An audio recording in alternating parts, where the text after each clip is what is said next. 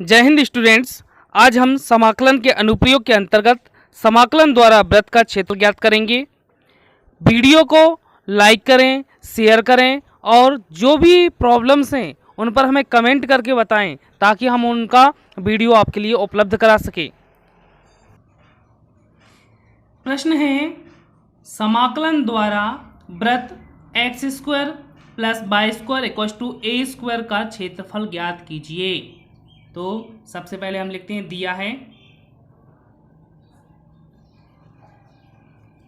वृत्त का समीकरण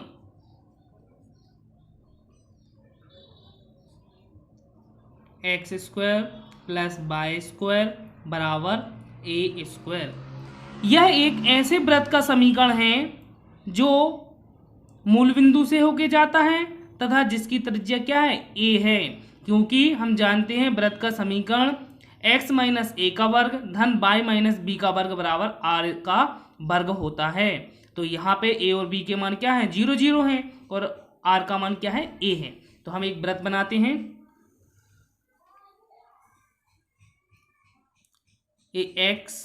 x डैश y डैश। यहाँ पे वृत्त की त्रिज्या क्या है, a। तो हम a त्रिज्या लेते हुए o को केंद्र मानकर हम एक वृत्त बनाते हैं। ये हमारा वृत्त है। तो o यहां से इतनी डिस्टेंस क्या है, त्रिज्या है।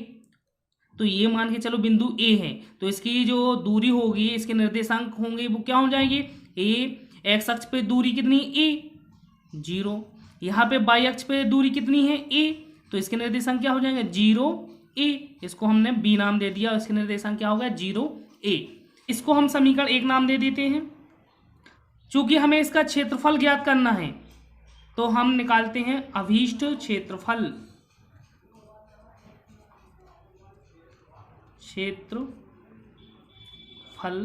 बराबर। यदि इस वृत्त के प्रथम चतुर्थांश का क्षेत्रफल निकालकर इसमें हम 4 का गुणा कर दें तो हमें संपूर्ण वृत्त का क्षेत्रफल प्राप्त हो जाएगा। इसलिए हम लिखते हैं अभीष्ट क्षेत्रफल बराबर 4 गुणित प्रथम चतुर्थांश का क्षेत्रफल। अब यहाँ पे बात आती है प्रथम चतुर्थांश। प्रथम चतुर्थांश क्या है, ओ ए बी। तो यहाँ पे ओ ए बी लिख सकते हैं, प्रथम चतुर्थांश मतलब ओ ए बी। अब हम इस प्रथम चतुर्थांश के बारे में पढ़ लें कि जो प्रथम चतुर्थांश है हमारा, यह कहाँ पे स्थित है, एक्स अक्ष पे, ठीक है। और यह कहाँ से, एक्स की वैल्यू यहाँ पे मूल बिंदु है, मतलब एक्स का मान क्या है, 0 से लेके एक्स बराबर कहाँ तक, ए बिंदु तक, ए दूरी तक ये स्थित हैं। तो हम लिख सकते हैं चूंकि प्रथम चतुर्थांश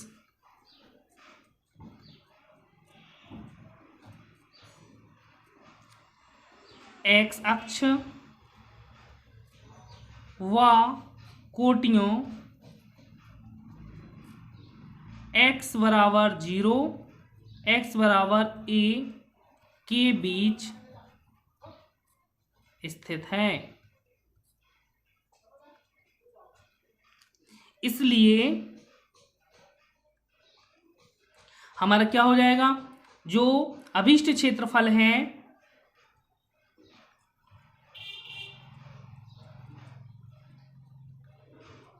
क्षेत्रफल बराबर 4 गुणित। अब हमें इस प्रथम चतुर्थांश का क्षेत्रफल ज्ञात करना है और हमें यह भी पता चल गया कि प्रथम चतुर्थांश x बराबर 0 से लेके x बराबर a तक, मतलब इसकी जो लिमिट है 0 से a होगी। लेकिन यदि हमें इस प्रथम चतुर्थांश का क्षेत्रफल ज्ञात करना है तो हम एक मोटाई लेते हैं, एक पट्टी लेते हैं, एक पट्टी है, ठीक है। और ये क्या है, x अक्ष पे स्थित है, तो ये जो पट्टी है इसकी मोटाई क्या होगी, dx। और ये क्या है, y अक्ष है, तो ये क्या होगा, y। Integration 0 to a y into D x. अब यहाँ से समीकरण 1 से हम y का मान निकाल सकते हैं और इसमें हम रखेंगे, तो इसको हम समीकरण 2 नाम दे देते हैं। चूंकि समीकरण 1 से हम y का मान निकाल सकते हैं, तो क्या हो जाएगा, वाई स्क्वायर बराबर ए स्क्वायर ऋण एक्स स्क्वायर, तो वाई बराबर root of A square minus x square. ये वाई का मान हम समीकरण 2 में रख दें।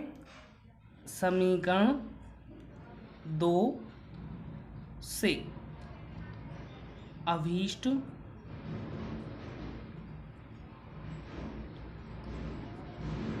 क्षेत्रफल बराबर 4 गुणित 0 से a root of A square minus x square into D x.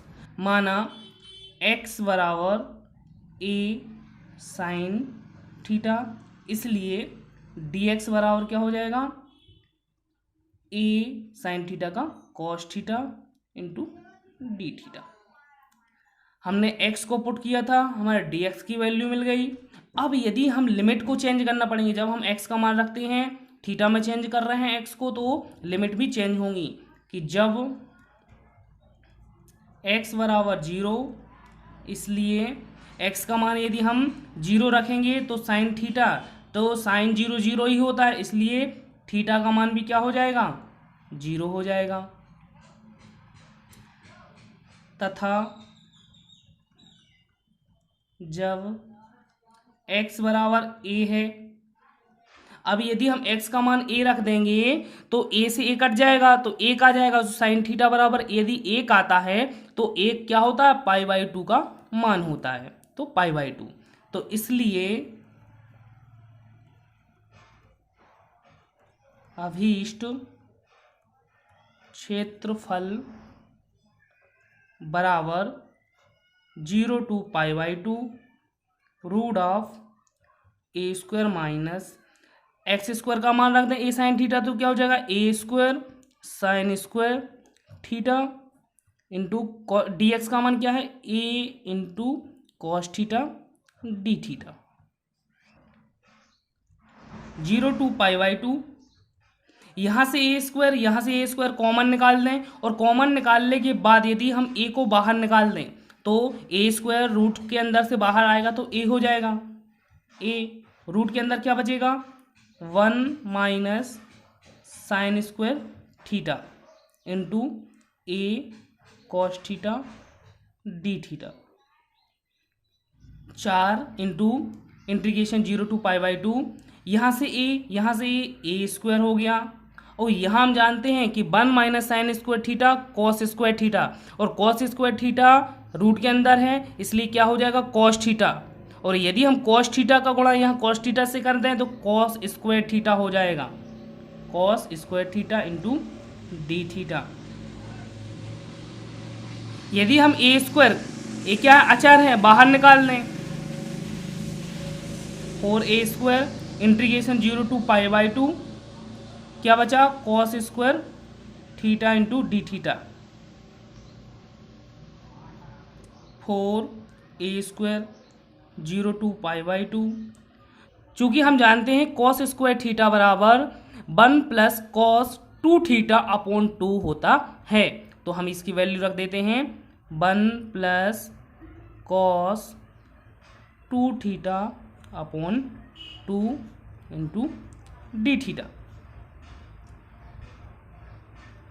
यहाँ से 4a स्क्वायर, अब इसके अपॉन में भी 2 है तो इस 2 को बाहर निकाल लें,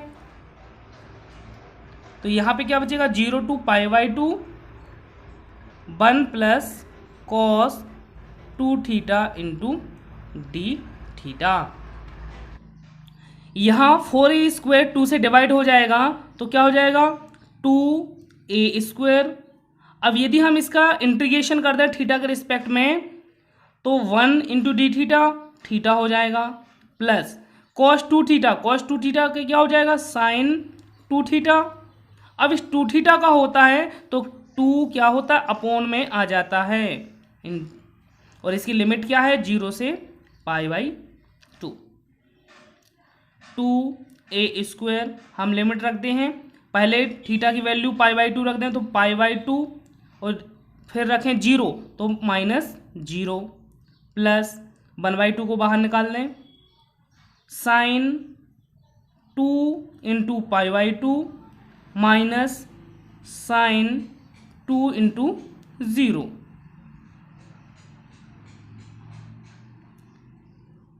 to A square pi by 2 minus 0 pi by 2 plus यहां पे देखते हैं 1/2 साइन 2 से 2 कैंसिल हो जाएगा और साइन पाई आ जाएगा। यहाँ पे साइन पाई माइनस यहाँ पे क्या हो जाएगा, साइन 0 हो जाएगा।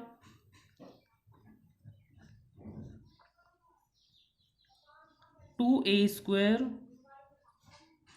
पाई बाई 2 प्लस 1/2। चूंकि साइन पाई का मान 0 होता है और साइन 0 0 होता है, इसलिए 2a स्क्वायर इंटू यहाँ से 1/2 का 0 से 0 हो जाएगा, क्या बचेगा पाई बाई 2 और पाई बाई 2 2 से 2 यहाँ कैंसिल हो जाएगा तो क्या आ जाएगा पाई ए स्क्वायर। ये अभीष्ट क्षेत्रफल बराबर पाई ए वर्ग।